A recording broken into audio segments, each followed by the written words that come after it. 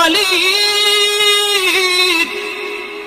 জাহান্নামে থাকবে তো জানলাম, চিরকাল জাহান্নামের শাস্তি ভোগ করবে। শাস্তিটা কেমন? আল্লাহ বলে ভয়ঙ্কর শাস্তি, ভয়ঙ্কর।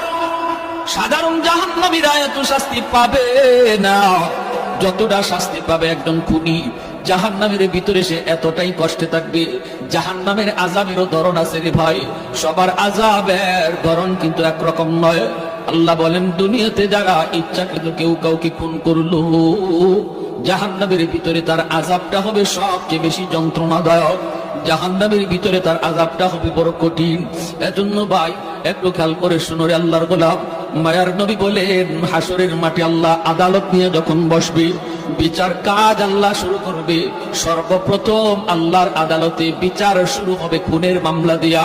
খুনের মামলা দিয়া আল্লাহর আদালতে বিচার শুরু হবে। যেই